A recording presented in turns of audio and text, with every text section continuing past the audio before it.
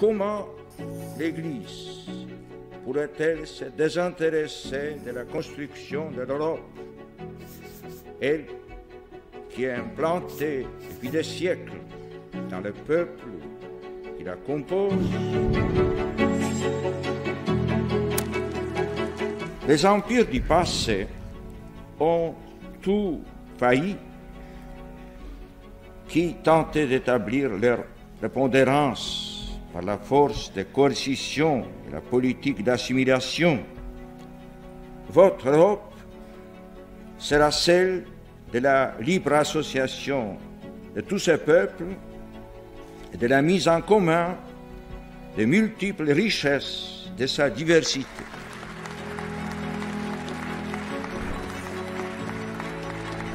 L'intégralisme religieux, sans distinction entre la sphère de la foi et celle de la vie civile, aujourd'hui encore pratiqué sous d'autres cieux, paraît incompatible avec le génie propre de l'Europe tel qu'elle a façonné les messages chrétiens.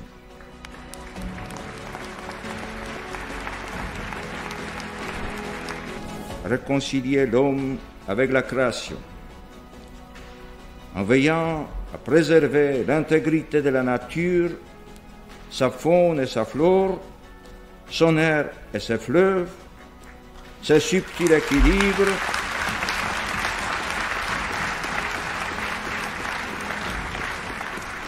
réconcilier l'homme avec son semblable, en s'acceptant les uns les autres entre européennes, les diverses traditions culturelles ou familles de pensée, en étant accueillants à l'étranger, aux réfugiés, en s'ouvrant aux richesses spirituelles des peuples des autres continents.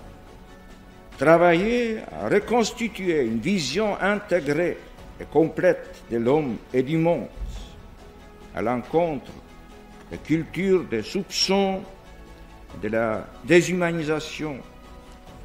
Une vision où la science, la capacité technique et l'art n'excluent pas, mais appellent la foi en Dieu.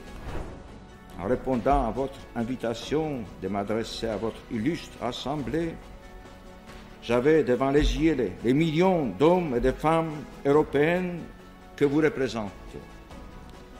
C'est à vous que ceux-ci ont confié la grande tâche de maintenir et de développer les valeurs humaines, culturelles et spirituelles qui correspondent à l'héritage de l'Europe et qui seront la meilleure sauvegarde de son identité, de sa liberté et de son progrès.